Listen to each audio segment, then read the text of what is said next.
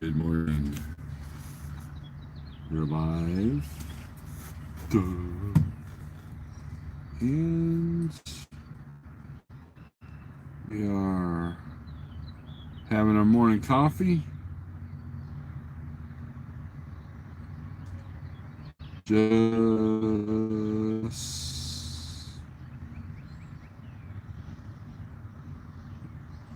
Just delivered. See if some people come in here. Got 3 people in here. Awesome. Morning, handsome. Oh, James Fest. Let's see. Juan Avalos, you're first. Looks like we're buffering a lot. Maybe. I don't know. Let's see. James Best out of Gallagher. The Spectre. Good morning. Apologize I was in such a rush yesterday. No big deal, Spectre. Really not much, you meet up with people on the road. There's really not much you can do it these days. You can't go out to eat. You can't, hang out at the counter, But I understand you're a busy man. Much busier than I care to be. But that's fine.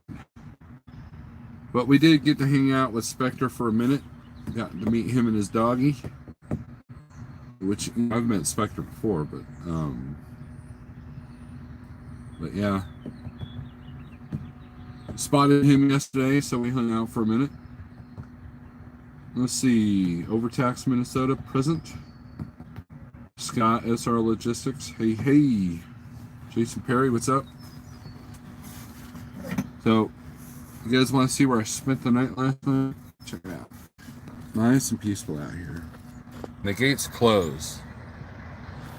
There's a gate there, right? And I knew that truck parked here because I've seen them, but you got all the oil spots on the side. That's where I park. And I've got my next load booked, but it doesn't pick up till 2, which I'll go in a little early, but I didn't want to start my clock because I have a straight delivery. bigrigceo, what's up, Big Houston? And Fabian, what's up? It is a beautiful morning. Good thing for the 6-foot thing, otherwise you guys may have been entangled in each other's beards. I don't think Spectre has a beard, does he? No, I don't stare at people's faces. But man, it's like the perfect temperature. I guess it's supposed to get up to 80 degrees here, which means spring thunderstorms are coming. You know that. But no, I just made my delivery, so I figured I'd wait a little bit before I start my clock. So read your last comment, Snarlord.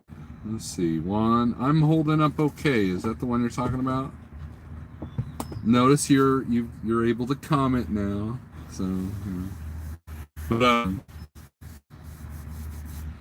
I don't know. Let's think of something positive, right? You know what? I've been thinking about what's the next song to vlog with, and I've got 2 in mind. One's a Doors song, and the other one's an Iron Maiden song. I haven't done any Iron Maiden. As much as I like Iron Maiden, you think I'd use an Iron Maiden song? But welcome back.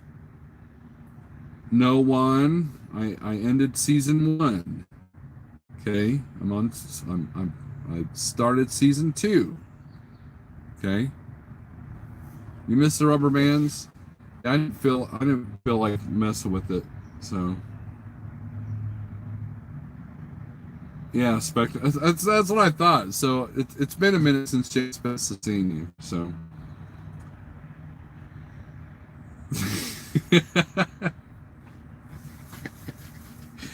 look at James Best getting on the one there. Getting on the one. But we're starting season 2. I've neglected chores because of it, so but we are having a good morning. Feel pretty good, feel pretty positive. And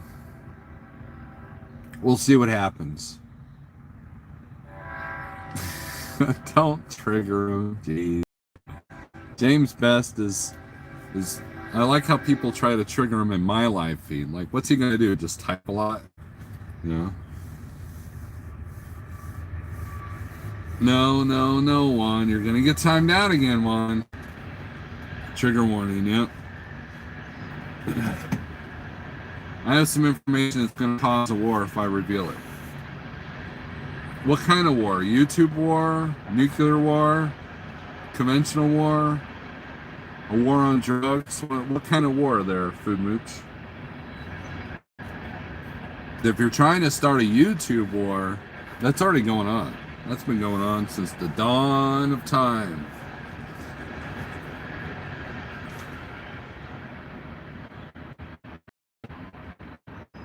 And then you retracted your message.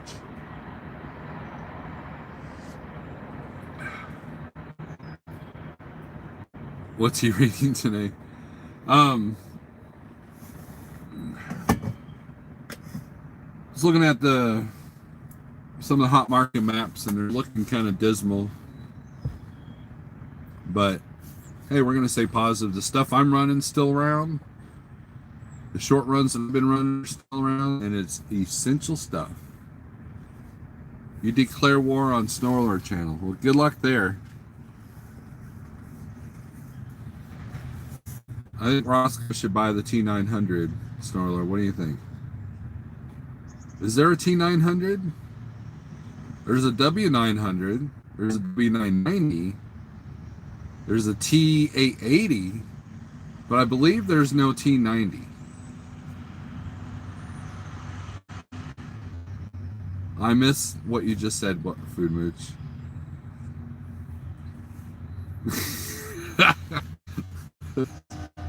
You're trying, what, why? Okay, so this, we're not calling this morning coffee thoughts. We're going to call this triggering James on Snorlord's live feed. Morning coffee thoughts.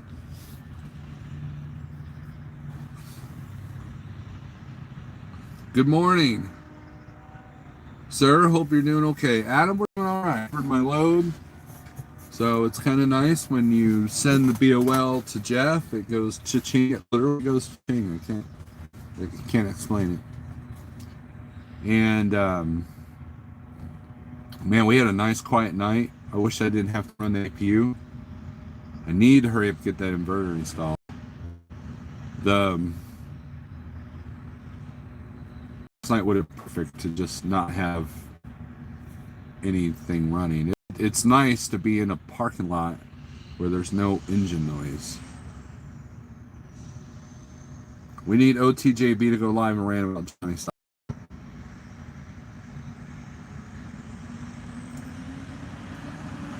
But be like back here where I deliver to. I've delivered here for years, so it's kind of cool. We're going to Tremont, Pennsylvania with sterile light, no load out yet. Well, a friend of mine that picks up at Sterilite in Massillon said that they're only shipping out what people have ordered, and then they're shutting that plant down, so, or that warehouse down. So that's the part that worries me a little bit is when these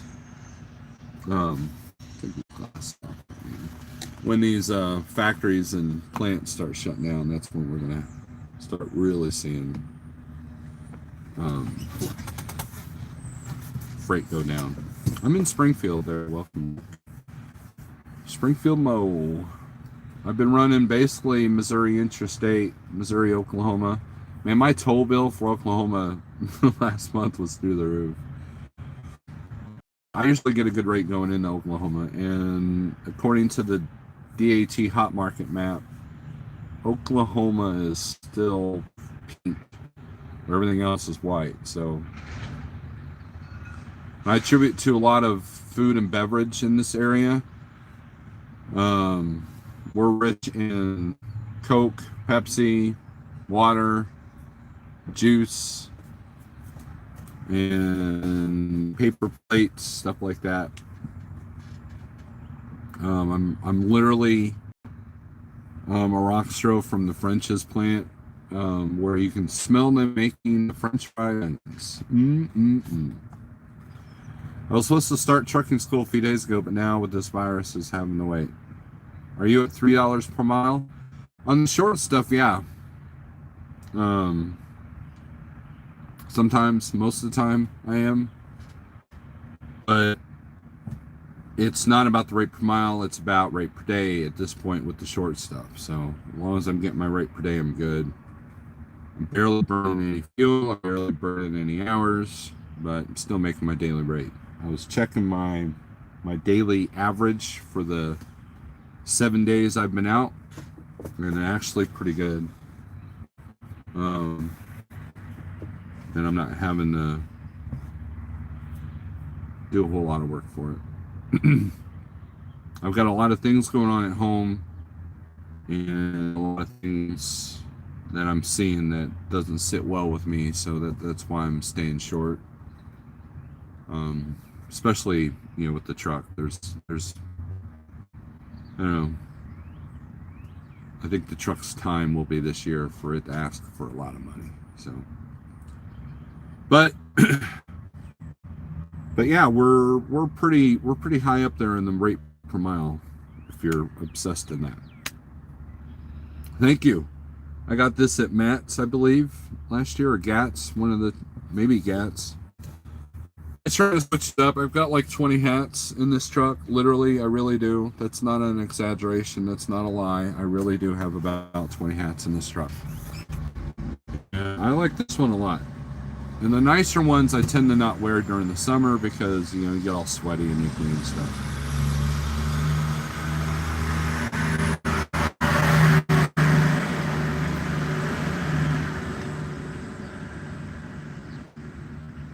But, haven't vlogged in a while. I got GoPro set up. I don't even know if it's charged up or not. Let's see here.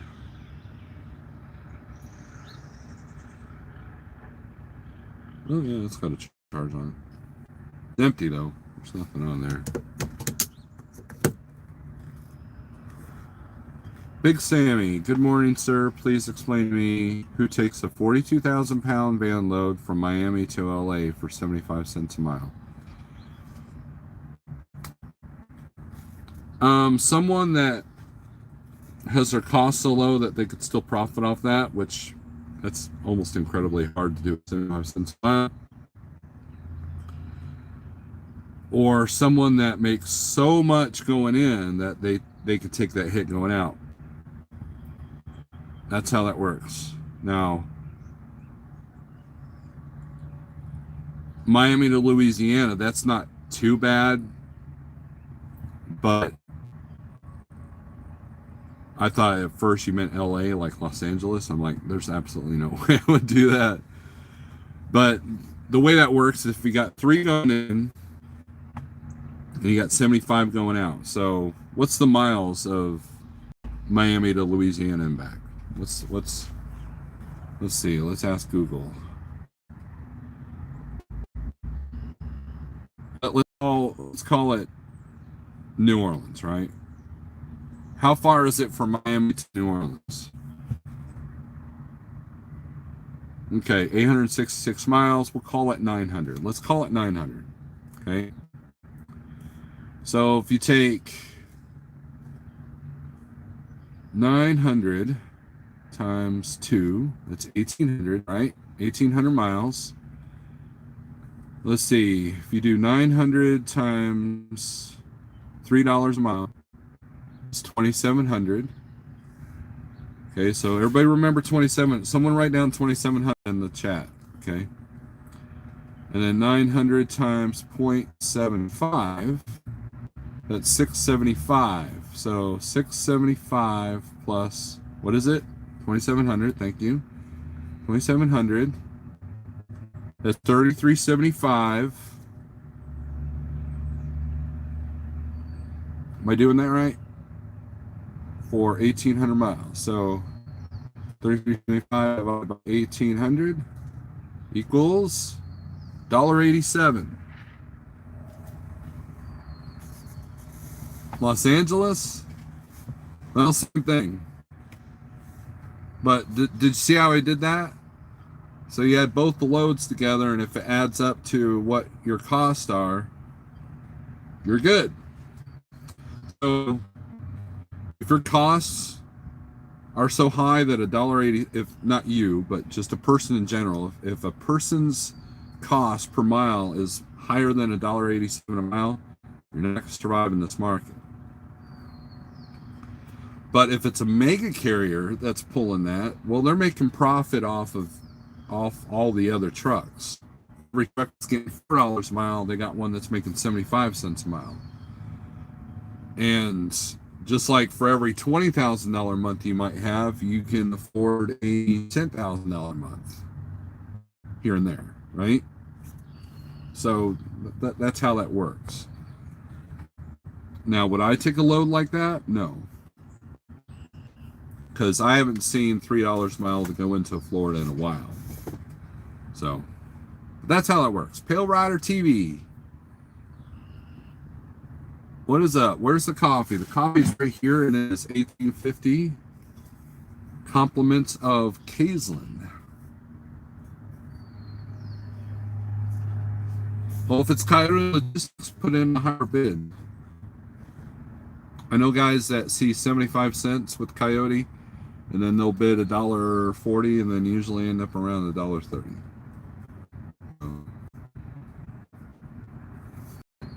But that's how that works. A lot of people don't understand that. And trust me, it's hard. When you do let's say that was a real load, going to New Orleans, right? It's hard to fathom that you're the same amount of miles for 2/3 less than the money. That's a hard pill to swallow. I get that. But there's very few markets where you're going to get $3 both directions. If you're going to get a high rate one direction, you're going to get a low rate the other. Opposite. Trust me, I know this. I go to Oklahoma quite a bit. I go to Dallas quite a bit. Rates are awesome going in, but always take a hit going out, and you got to marry the two loads together. And now, here's where that would be a problem. If that 33.75 or whatever that was over 7 days, that's not very good, because at 33.75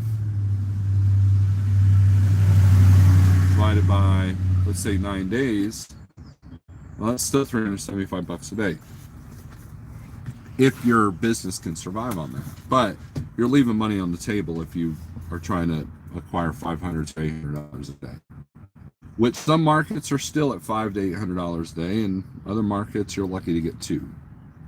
So it's a profit protection load.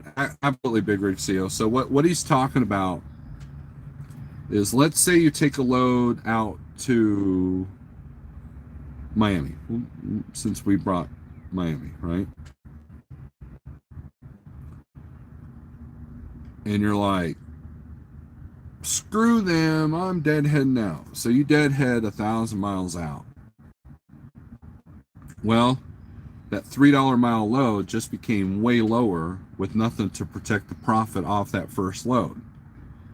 You still had to spend the fuel. So in the end, when you combine, because essentially, like, let's say you do a load from like Kansas City to Miami, and then you deadhead from Miami up to New Orleans, because you can get freight out of New Orleans. That's 900 miles. We've already done that. Okay, so if the load paid, if the Kansas City load, how far is it? Let's see here. How far is it from Kansas City to Miami? 1461. So we'll call that 1500. We'll just round up to 1500, right? So 1500 plus 900, that's 2,400 miles. So if you did that, if you did 1,500 times 3, that's $4,500. That's pretty good. I would do that. But now you take that 4,500 and divide it by 2,400 miles. You're at $1.87. So sometimes it pays. Now, if that load paid 3, but let's say I've only been seeing 2.25 to 240 to go into Miami, but instead of deadheading back, now you've added at least fuel money, because fuel's about 40-50 cents a mile, depending on what your truck is. And so if you go by fuel alone, you're still making 25 cents a mile.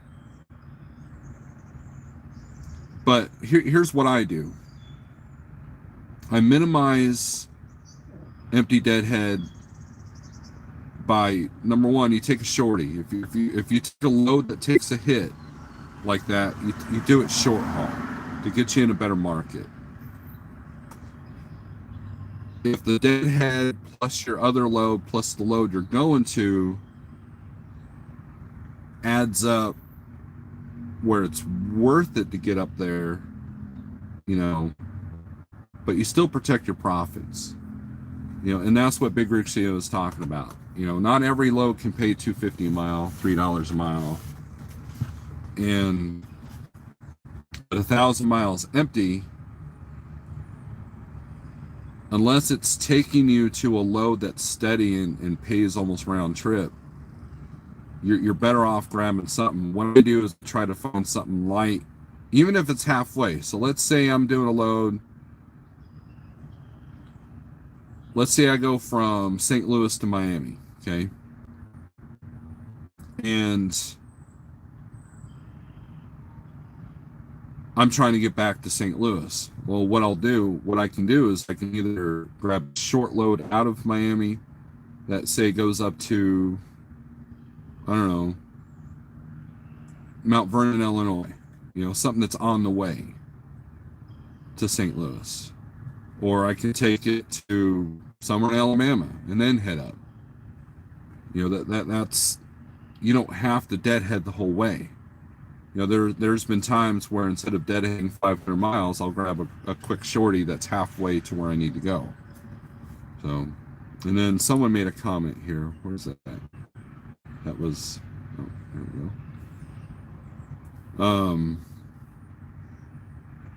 go. Triangulation can make the rate work better as well, right? So that's another way to look at it. So let's say you wanted to come out of Miami and go right back home to St. Louis.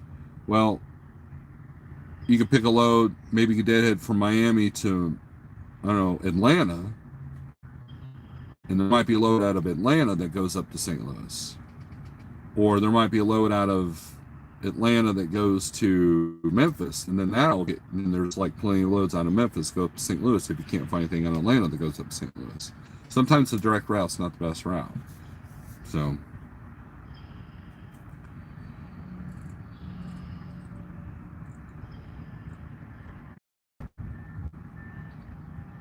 Pale Rider's map is off.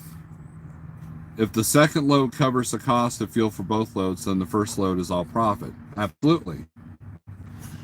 So that's what he means by protecting the profit. Because, the biggest deadhead I've ever done was 630 miles, something like that. And that was because I was done with Landstar. Greatest as far as like how to run. And had I'd at least taken something, because I just went straight home, and it could have minimized that. But at that time, Laredo was the only thing close by that had anything, and the rates were just absolute garbage. And I was frustrated, emotional. I was emotional because I'd had enough.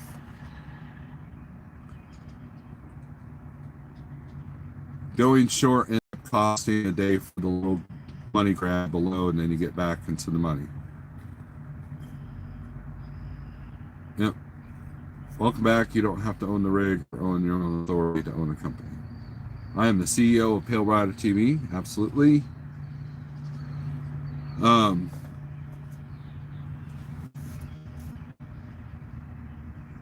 how does he call himself a big rig CO when he's a lease operator at Schneider and he doesn't have his own authority? Well, I think he answered that question. You know, while everybody's crying about Schneider rates and you can't make money at Schneider and you can't make money as a Schneider IC as a SFI, he's doing it. He's got the numbers to prove it. So he's making more money than I am, that's for sure. Just like Pale Rider's the CEO of Pale Rider TV.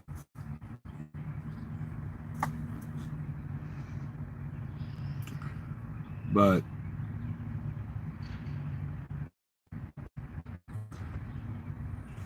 I'm not the smartest businessman. I've made plenty of mistakes. You know, Jeff was talking about our new guy Robert, and he was on the phone, and Robert was talking about in his last live feed about how he made mistakes in his first month out, but he did really well.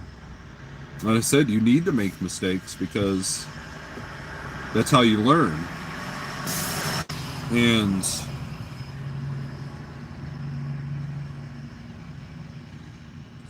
when your costs are really, really high, that's when mistakes really hurt. So that's why I suggest, you know, and Robert's got his costs pretty low, despite the fact he's driving a more, you know, more expensive truck, he's kept his costs in other areas low. So his cost of operation really isn't that bad. And so when you have a low cost of operation, that's when you can learn to make mistakes. That's when you can take that hit. That's when you figure out that, you know, maybe I shouldn't deadheaded 900 miles, you know, that kind of thing. When your costs are high, every penny counts. And so another person that might take that 75-cent mile run is someone that just will refuse to run empty because they need every penny that they can get. So, and I'm not the smartest business guy. I've made a lot of mistakes, but I've been doing this almost 7 years as an owner operator, and so I've learned a thing or two. Am I rich? No. Do I have the nicest truck? No. But I don't live outside of my means, and when it comes to this national situation that we're dealing with,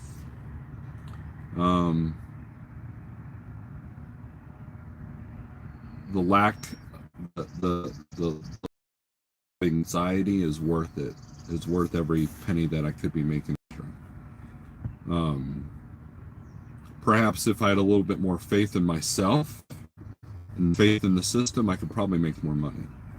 But I know what my limitations are. I know what my truck's limitations are, and I know what my mental limitations are. And so I'm not the guy out here with 20 grand a month.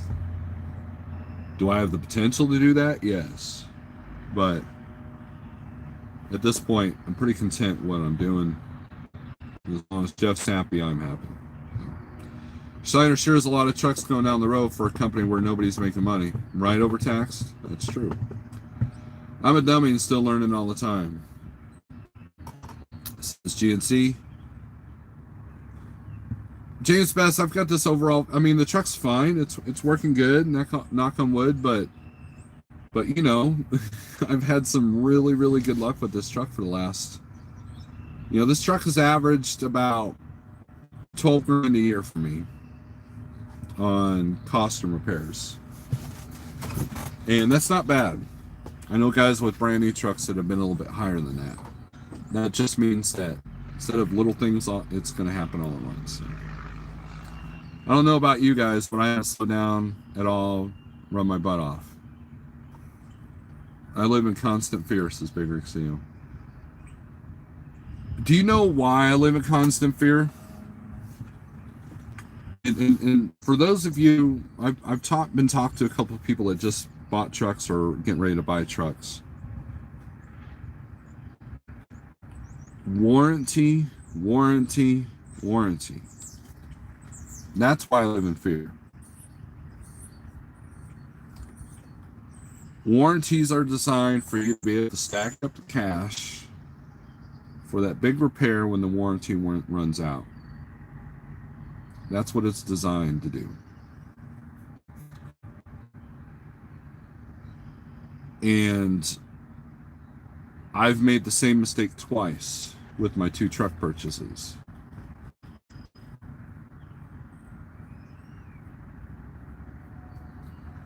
Because if you don't have a warranty, you better have the credit or the money in the bank to pay for that repair. Because a big repair is coming. I don't care if you're driving a brand new Cascadia or an old beat down W900 that's 12 years old. The big repair is always coming. So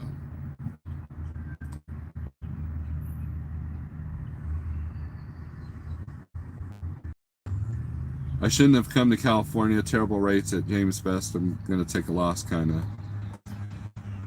Yeah, well,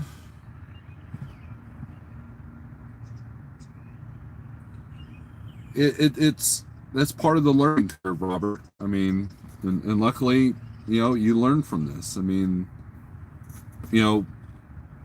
I have friends that go out to California all the time. I've never done it, but California. The thing about California is, like, you can look on like Sonar or DAT or 123, look at the hot market and see that California's red, red hot. The problem is it takes you several days to get there. So by the time you get there, see, because everybody else is seeing that information. Oh man, let's get a load going to California. But by the time everybody else figures that out, well, now California turns cold. And it takes, whereas if Ohio's hot right now, I can grab a load to Ohio and be there tomorrow, right? But if California's hot, well, by the time I get there, it might be cold. And next thing you know, you're in a dead area that you didn't anticipate, and now you're struggling. And the only way to go is one direction, and the brokers know that. So the brokers see that. Brokers see, hey, it's paying really good to go out to California right now, or it's paying good coming out of California, so they're not going to give me anything going in. That's the other aspect. The same tools that we use is the same tools that the brokers use.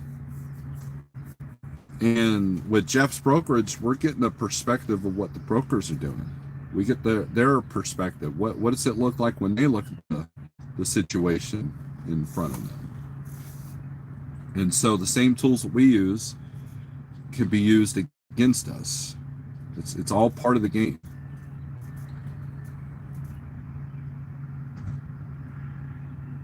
Right, Lane? Good morning. Just got fuel in Milwaukee for $1.49. No way, man. Is that before or after your discount there, right, Lane?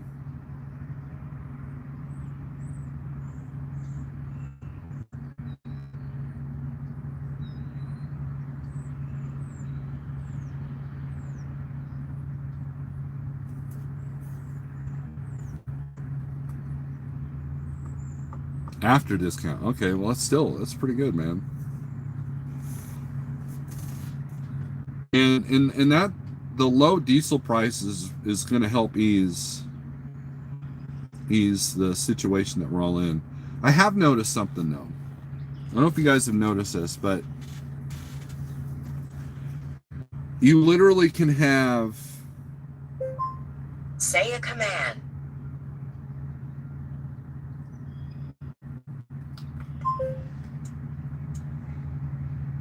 You literally have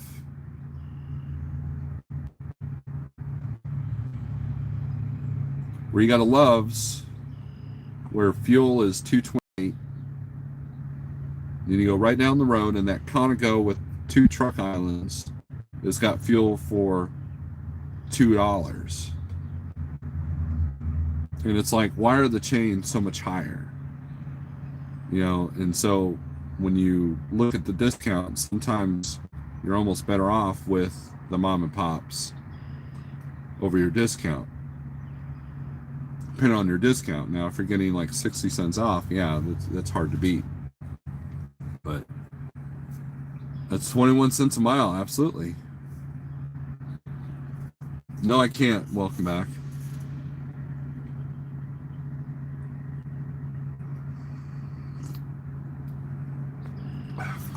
It's just very sensitive. Voice command. Say a command. Go to hell.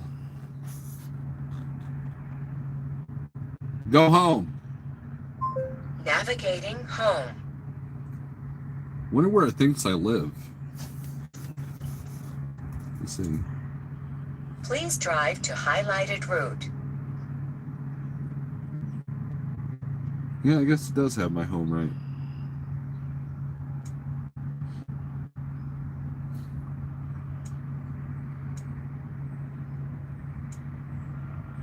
Interesting. You triggered my GPS.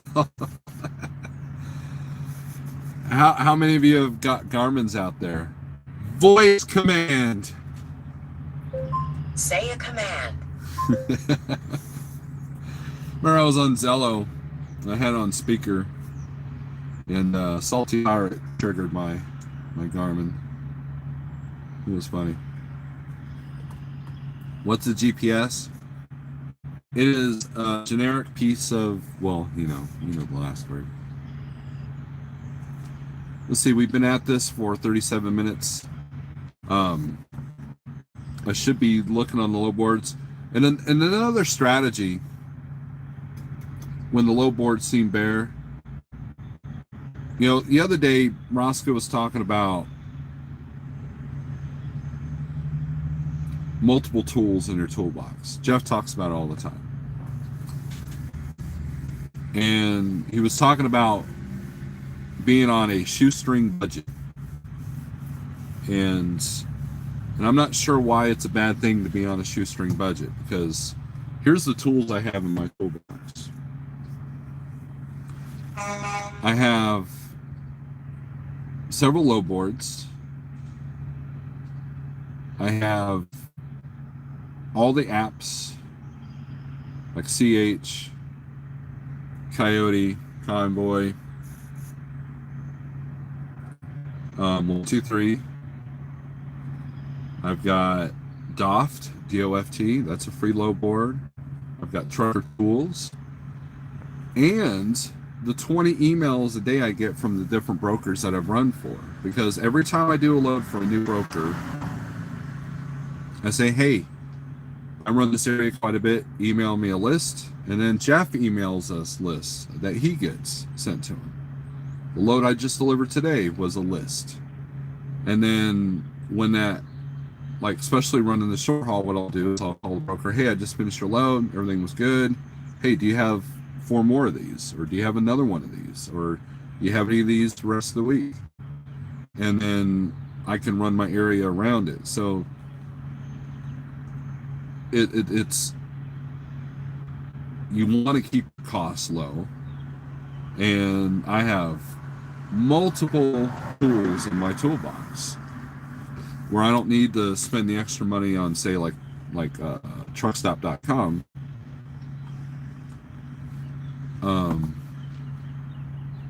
Because I feel that it would be a waste of money, because I've got plenty of tools to book from. So I need to shower to get groceries. I'll catch the replay if I leave it up. James Best. That's how the government gets you. I'm getting a hat. I'm making a hat. Let's see. Pale Rider Gar was the name of the first drummer for Megadeth.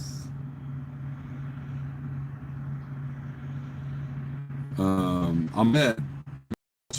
Greens here home, getting ready to load out to Wisconsin. Heard Cronus is surge is high. Hoping all fellow drivers health. Yeah, I guess there was a report about New Orleans surpassing New York City. They're attributing it to Mardi Gras, and it's a sad situation. It really is. And you know, and Kevin and I were talking about this yesterday, about how this new reality is just strange. You know, you almost can't rely on on anything. Like there's so much information that's distorted because of agendas, and you don't know what's real except what's in front of you. And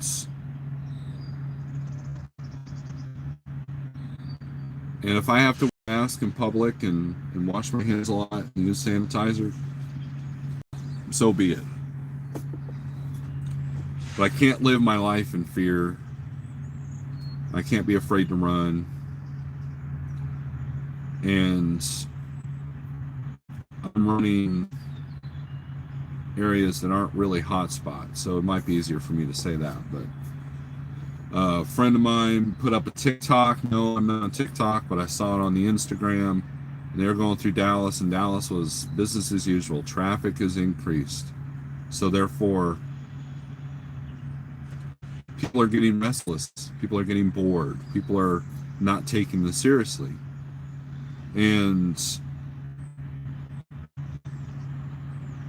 it's going to come down to, if people still keep getting sick over and over and over, higher and higher, and more people are out and about, then the government's going to have to make more decisions for more control. And I don't think we want that.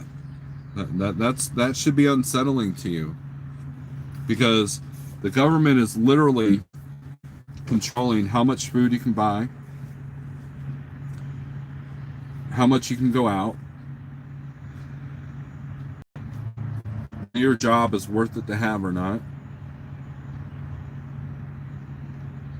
It's limiting what you can go to the hospital for. Every aspect affected by this, all in one fell swoop. That should be unsettling to you people. I know it's unsettling to me.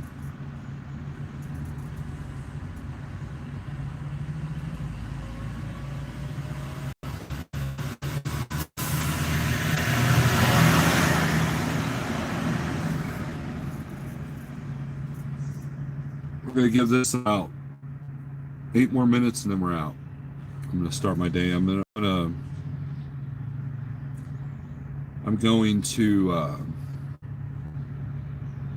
head into the shipper early, and I need to start looking for a load too. So I figured I'd get to the shipper, and I have to wait an hour for the dock, then that'll give me time to look at a load. You nailed this, Lord. Messaging on the coronavirus is duplicitous and is because it has become politically weaponized as a tool for agendas. So what I look for, Jimmy Joe, here's what I look for. I look for non-biased, just matter-of-fact stuff. And I'll give you a perfect example.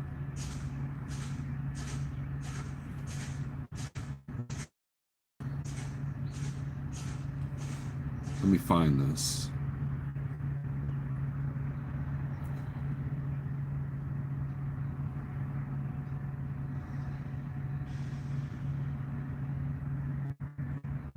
Oh, I didn't share it. Okay, let's see here. Thought I followed that person. So let's go to search.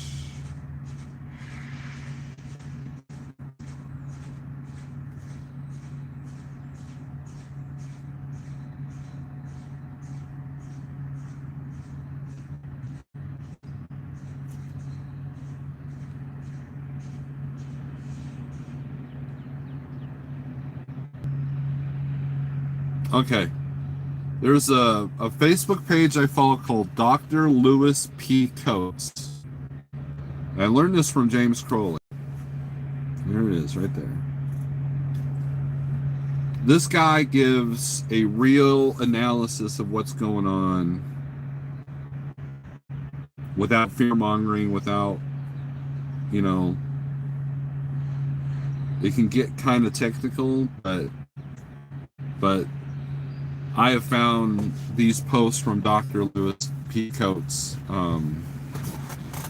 to be beneficial. Kind of like a meteorologist telling you what's going on with the weather. And it's not, there's no fear behind it. But there is, there is an aura or a note of seriousness, right? Suggest doing that.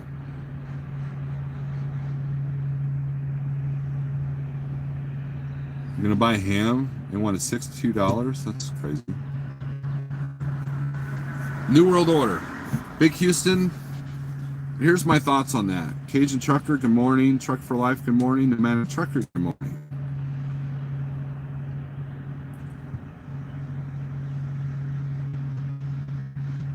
I am not going to deny that there's a virus. I'm not going to deny that. I'm also not going to deny the sweeping changes that have happened because of the virus. I'm not going to, you got to read between the lines on a lot of this stuff. The danger is that if you live in an area where there is a true threat of the virus, but you think it's fake, that could be dangerous in and of itself, just like the people that are anti-vaccine.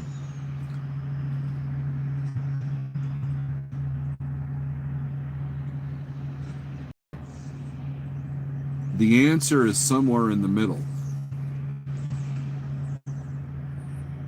There's truly a virus threat, but there's also a lot of people using this as a tool for their agendas. People really are sick. People really are dying.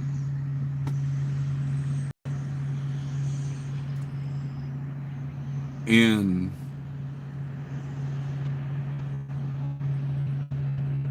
there's a lot of conflicting information out there, both politically and medically.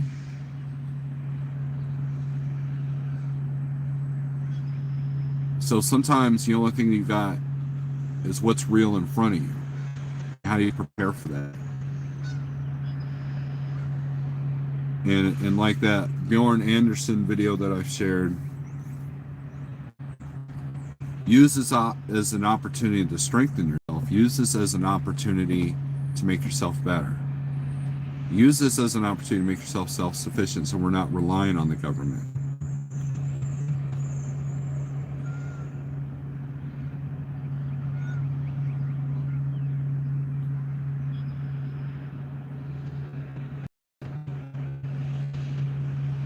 I still don't see who is benefiting, enlighten me, Snowlord. What do you mean benefiting, Ervaquero? Like which side?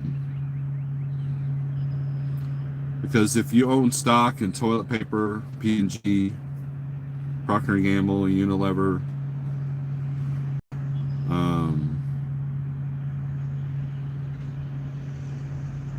Purell, paper, your business is through the roof. The best, smartest business people take advantage of any opportunity that comes along. People make money off of war. People make money off of illness. Look at the cancer treatment industry. How much money are they making?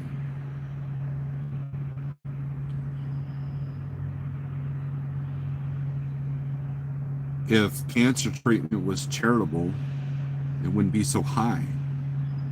There are millionaires that have their resources depleted because of cancer. Is it right? Depends on your perspective.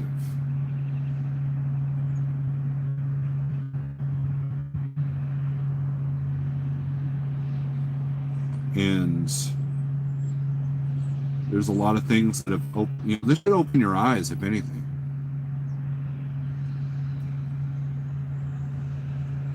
Okay, but overall economy down, unemployment up, healthcare taking a hit, insurance is going to take a hit. I agree, Ervaquero. I agree. That's why it's so mind-boggling, because if it's the big elite rich deep state that's doing this, I've never understood that, because the more people are, the more money you can make. But there's a thing with the financial system, Air that I really can't get into because I don't understand it completely, but I've had friends tell me for a few years of an economic collapse occurring in this country, but you have to make a scapegoat, or you have to use something as a tool. Any kind of collapse is going to be eventual. It can't be all of a sudden. There would be rioting. There would be pretty much a civil war, or just total anarchy. You can't have that. So you have to create a scapegoat, and you have to create a reason that we cannot control and we cannot see.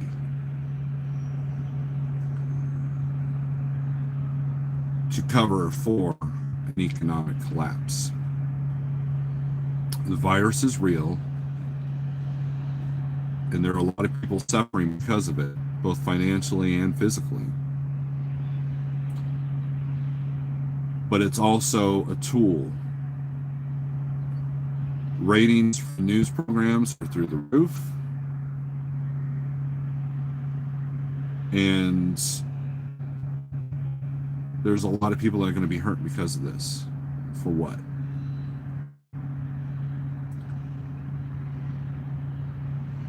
It's kind of like, how do you treat cancer? You kill the body and hope that the cancer dies before the body does. And that's kind of what's going on here. Let's shut the country down, and it just shows you how vital all the different parts are for our economy. And all you can do with that information is keep it up here and figure out how to better your life, how to strengthen your family, how to strengthen your health, and how to strengthen yourself financially. That's the opportunity that you can have from this. Learn from this. As Crowbar once said, learn from this, learn to be a man. And that's what's going to happen. So